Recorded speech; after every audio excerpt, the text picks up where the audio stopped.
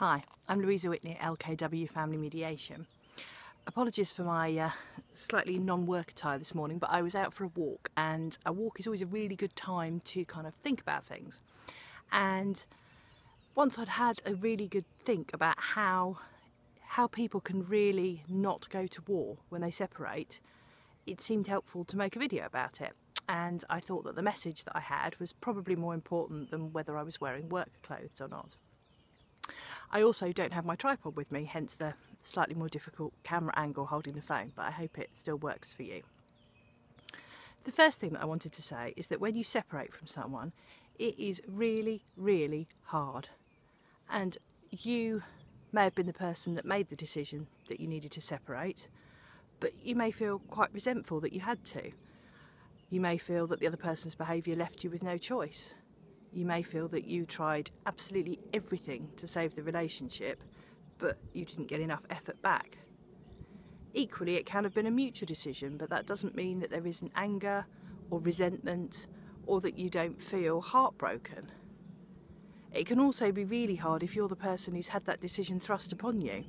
And what I often see is that there was one person who had felt there were problems for a long time, and so had been contemplating this, thinking about this, and eventually planning a new life. And the other person really didn't know any of this, and it's been a shock for them, and they're left reeling. And taking the decision not to go to war can be really affected by where you're at in the healing process, because when you feel a bit better and you feel like you have a future, it's a lot easier not to get scared and not to react with that scare, with that fear, or with that anger. So that is also something to bear in mind, and it's one of the things I talk to people about at the initial meetings, that this is a healing process and you can be at different places in it. But deciding not to go to war when you separate, the first thing I would say is that it really involves a conscious decision, kind of in the same way as stopping smoking or making a big decision like that. You have to make that decision that you are not going to go to war. You are not going to say all those nasty things, and you are not going to react when nasty things are said to you. And, you know, whatever you need to set that as a conscious decision, write it down, tell people about it, talk about it. Whatever works for you. Often I find that people get stuck in patterns of conflict. They push each other's buttons and they go around the same kind of circles of conflict. I think there's a quote that was attributed to Albert Einstein that says the definition of insanity is to keep doing the same thing over and over, expecting a different result. And often people get stuck in patterns of conflict. Someone says something, someone reacts in a certain way, that then triggers something else, and they effectively go around the same loop. I often see a lot of people saying, well, I would make an effort, but the other person won't. But actually, just one of you making the decision to change things is incredibly powerful.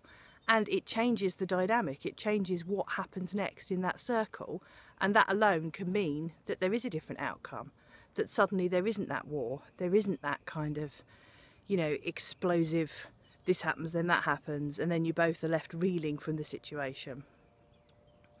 This is really, really important where you have children. You might think that your children's father or your children's mother has behaved abominably, but they are still their other parent. And one of the things about children is that they are 50% of one parent and 50% of the other parent. And when one parent criticises another parent, that's effectively like criticising 50% of the child, and it hurts. And children often say what each parent wants to hear because they love them. And so they'll each tell the other parent or other people what they think people want to hear to try and make the situation better, especially if they blame themselves, and children can quite often blame themselves for their parents separating. So taking that decision not to go to war is really crucial, not just for you, but also if you have children involved. I'm just changing arms because that's getting a bit, there we go. The other thing is to look after yourself. You need the support in place to help you look after yourself, and that in itself makes it easier not to go to war if you feel better. It can be really, really hard to find the time to do things for yourself when you're trying to hold down your job, look after your children and deal with the mountain of tasks that a separation can give rise to, with trying to get financial information together, making decisions about what happens next. But if that means it takes 5 months instead of 4, or 6 months instead of 3, or 8 months instead of 5, and you can do it properly and you can feel better as you go along, then that's got to be a better thing. Take time out for yourself. Do things you like to do. Go out for a meal with friends. Go to the cinema. Have a nice bath. Go for a walk. Whatever it is that works for you and enables you to feel better about yourself. It helps you to rebalance the energy chakras if you're into that kind of thing. If you think that that's all a lot of woohoo, then just know that you can't really make decisions when you're feeling stressed and worked up, or you can make decisions but they're not always the best decisions. So looking after your well-being is extremely important, and sometimes that might mean we need a bit of extra help. It might mean that you need to see a counsellor. It might mean a visit to your GP. It certainly means that you will need support from a close friend or family, or whoever you feel you can talk to or will help you through. And again, this is one of the things that I explore in my initial meetings. What kind of support do people have? Because separation is a really, really hard thing to go through. And to go through it alone without feeling you've got anyone to talk to makes it even worse. So I hope that this has given you some idea about how not to go to war with someone.